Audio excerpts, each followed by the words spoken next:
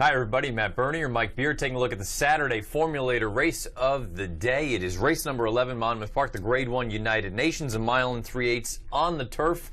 Let's take a look at the field. You can go over to the Race of the Day page on drf.com and you can get free Formulator past performances and follow along with us as we go in post position order. Mike, the number 1 is Beach Patrol. In many ways, the argument can be made he's the horse to beat. He has 3 consecutive triple-digit buyers for Chad Brown. He has speed in a race that it doesn't seem like there's a ton of early gas.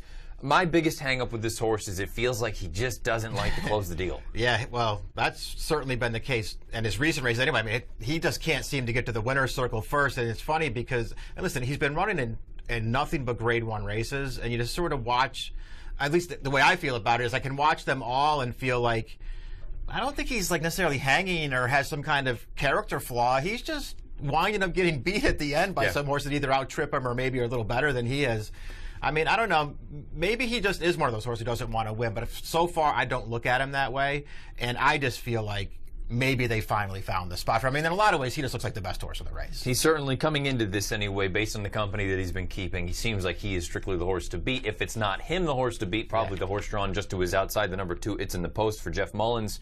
They ship out from the West Coast over here. They've done this successfully already this year, winning the Elkhorn. The big concern I have when I look at this horse, what the heck happened in the Whittingham? Yeah, I don't like his last race that much either. I mean, when I first went through it, I wanted to give him the excuse just of that he was a little bit headstrong early, and then the race, to me anyway, had a little bit of a closer's feel to it, and he was sort of up close the entire way. I don't know. Maybe I'm making that stuff up with him. I do like him as a horse, though, and I think he is the main danger to Beach Patrol in here.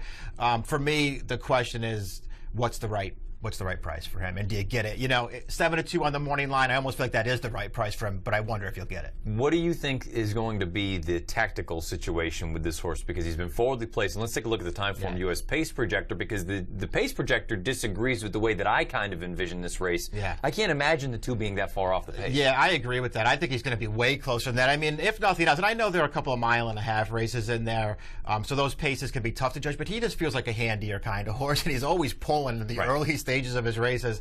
I think he's way closer than the pace projector has him. Bigger picture is the number 3, one of a couple in here from Mike Maker. This is a horse I've always been a fan of. He's a cool horse, hard not to like him, and you know, all the races that he's run, he just seems like a real blue-collar type. I do wonder if he's just a cut below the best, though. I feel the same way about him. I just feel like maybe he's in a little too tough here. He did fine against It's in the Post last time in the Elkhorn. Just wasn't quite good enough in that race.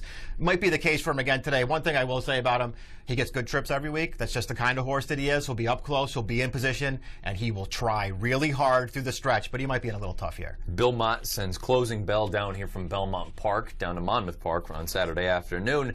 This is a horse, as a 3-year-old, I really had high hopes for. I know you and I have talked about this horse where we kind of thought there would be something here, and for one reason or another, he just hasn't taken the step forward. He won that most recent race. You're the NYRA analyst here for the Racing Form. Your thoughts on that one? I thought he ran fine. I thought he got a really good trip. One of the better trips in the race, really heads-up ride from Velasquez to put him up close in a paceless race, and he did the rest. I thought it was nice to see him win a race again. It doesn't feel like it ever happened for him, you know? And I know they sent him to Australia for whatever reason at the end of last year, and maybe it's just taken him a while to get over it. I didn't think his first 2 starts back in this country are as bad as they look on paper. I thought he had big excuses in those. He finally got back on the beam last time. He's got a race in him that would make him competitive in here. I just don't know if I'm buying him in this race. And I also wonder, too, I don't know if you agree or disagree, that field that he beat last time, you know, was it more a matter of his class sort of prevailing, and now guess what? He is not nearly the classiest horse. I think that certainly had a lot to do with it last time, for sure. The 5 is Messy for Graham Motion. Motion, you've got to respect him anytime he shows up in any of these kind of races. He's got another runner in here that we'll talk about in a little bit, but as far as Messy is concerned, I think everyone, when he came over here, thought, oh, wow, this might be the next great Euro that's going to come over here and stay stateside and really start going on a run. Well, he just hasn't really panned out the way that I think many people thought he was going to. I've never been a huge fan. You haven't either. No, I'm not a big fan of his. And I agree with everything you said about him. I have nothing to add to it all. He just, as it turns out, he just not that good. And then they keep pressing on with him. They keep running him in these races. I'll be surprised if he wins this race. What are your thoughts on the 6, Liam the Charmer, another West Coast invader here? He ran in that most recent race, the Whittingham, along with It's in the Post. He comes from way out of it. Yeah. You saw the pace projector. He's not even on the page. He comes from that far off of it. What are your thoughts on this horse? I mean, I don't know. He was coming fast at the end of that race last time. But again, I just wonder if it was that kind of a race. I don't know, Matt. You would probably know more about him than I do. I watched his recent set of races out there in Southern California, and I do think he's improved. I don't know. I like the way the race he ran last time. I want to see him run it again. I don't want to go as far as to say that he feels a lot like Closing Bell to me, that as a 3-year-old I thought, oh wow, this could be a legitimate turfer, and it just doesn't seem like he's gotten that much better. Now I suppose the difference between he and Closing Bell's a 5-year-old, and he's now we're halfway through the year, so I can't really say he's a newly turned 4-year-old, but at least maybe there's possibly a little bit more scope for improvement as opposed to Closing Bell. Yeah, I'll agree with that. The 7 is Can't Help Believing, the other part of the Graham Motion runners in here. They are an uncoupled entry. This is a horse that I firmly believe he needs firm turf. Hopefully he gets that Saturday afternoon. What do you make of the Red Bank most recently? Because I think you can look at that a couple of ways. If you just look at the page, it doesn't look very good. Yeah. I think it was better than that. Yeah, I do too. He got an impossible trip in that race. I mean, what chance did he really have? Wide or straight, for some reason, they just let him walk on the lead. And there was other pace in that race, but nobody went. And this horse is just taken back off of it and trying to rally. To me, he had no chance in a race that closers were just way up against it. I'll give him a pass for the Turf Classic.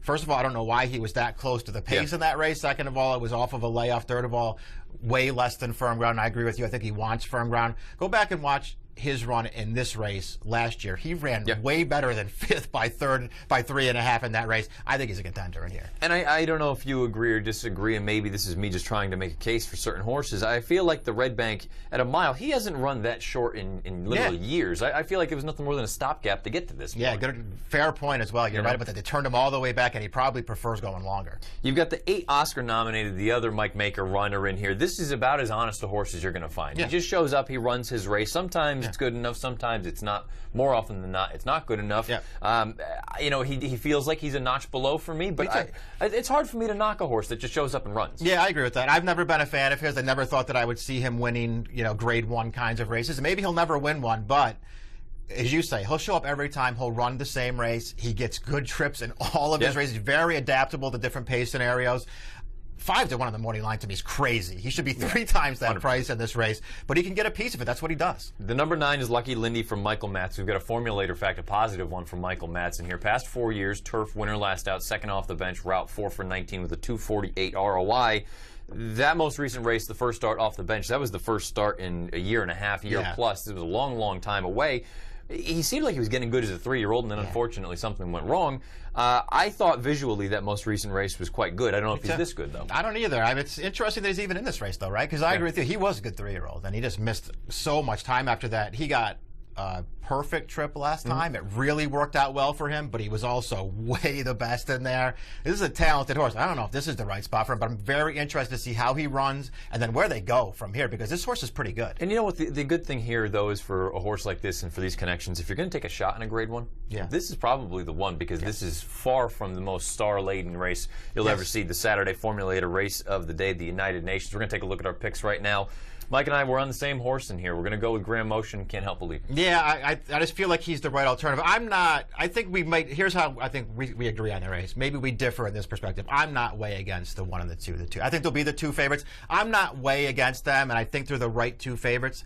I just don't really want to bet on either one of them, and I think this is the alternative. That's probably where I end up falling. It's not so much that I'm staunchly against them. I think they're probably the 2 most likely winners of the race. It's just from a value standpoint, I think everybody and their brother is going to be all over them, and I just have no interest in either one of them at anything less than 3-1. Yeah, I agree. Yeah, in Beach Patrol in particular, I think he might be somewhere around even money in this race. Yeah, absolutely. Especially when you see Chad, Chad's going to take a couple points off. So it should be a good one. The Grade 1 United Nations Saturday down at Monmouth Park. If you're playing at home, check out DRF Bets. All sorts of good deals for you, particularly this one. If you're a new subscriber, be a VIP for a week, up to a $300 sign-up bonus. drfbets.com/VIP. The formulator race of the day for Saturday, the Grade 1 UN at Monmouth, scheduled post time, 5:57 Eastern. Best of luck.